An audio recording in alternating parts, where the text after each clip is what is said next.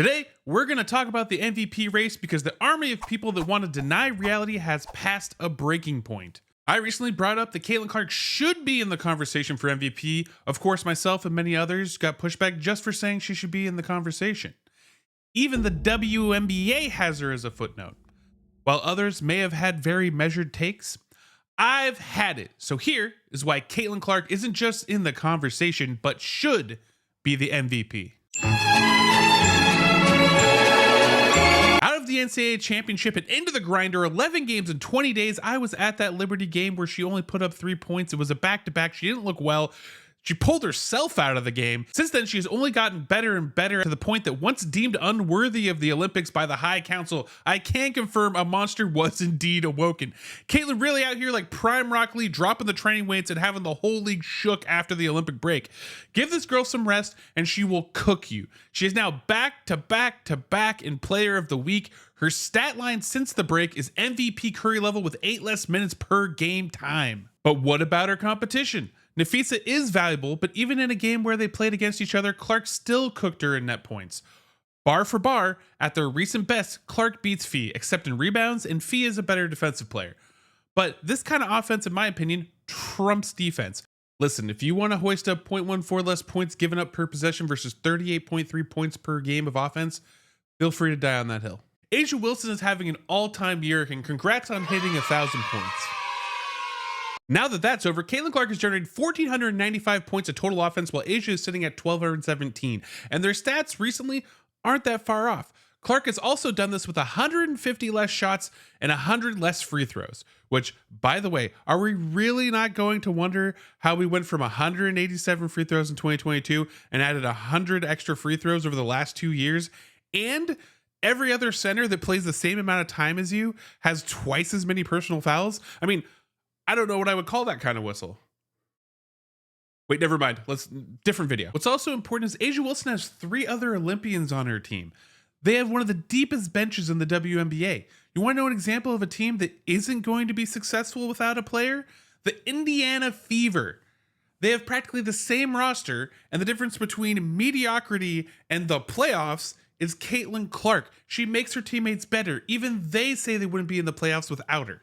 Caitlin Clark is putting up video game numbers, and the WNBA doesn't have a strategy guide. Well, I mean, I guess they did get a QR code. But she's a rookie. So was Candace Parker. She won MVP, and Caitlin's rookie season is the greatest of all time. Most points generated in a single game. Most assists in a single game. First triple-double by a rookie twice. Leads league in 3-pointers made.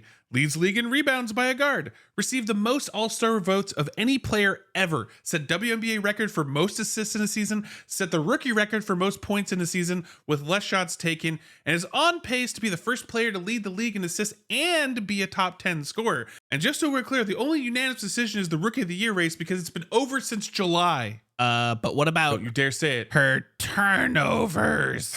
Listen, I get this is a hard concept for those of you out there that struggle with math, but some stats don't guarantee points. You know the things you need to win games? Rebounds lead to offensive opportunities. Turnovers lead to offensive opportunities. Assists are guaranteed points, and there's no better player in the history of the WNBA and at least 20% of the NFL better at passing the ball. I went over all of Clark's games, including how many points she gave up on her turnovers, adding points plus assisted points and subtracting the number of points she gave up off of turnovers. If you want a full breakdown, check out the linked video in the description. Just to illustrate how overblown turnovers are, in the last dream game of the season, Clark had 9 turnovers. That sounds bad. Guess how many points the Dream scored off of that? 4. It was 4 points.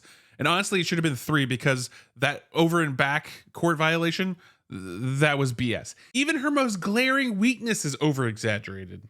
Even accounting for the 5.8 points per game given up by her turnovers, she generates 32.4 points per game of offense. The bottom line is the WNBA has never seen a player that both leads the game in assists and is the top 10 scorer, has the gravity of Steph Curry, and has the league impact of someone like LeBron James. And even if we take out all the effects she has had on the league in, as far as viewership, if you seriously believe that she is not first team all WNBA and she should at least be in the conversation for MVP, then you can crawl back into your little echo chamber of irrelevance and get out of the conversation. Tell me what you think in the comments down below. This was a lot of fun to make. Just to be clear, I think Asia and Fia are amazing players. I've watched them both battle in person. They're incredible. If Asia wins the MVP, she is deserving. I'm not going to be mad about it. If you enjoyed this kind of content, like and subscribe. Hang around. I'm trying to hit 3K subscribers by the end of October, and I have some fun plans for if we get there and to reward those of you who support me. And remember, you're going to be amazing today because you are amazing. Catch you next episode.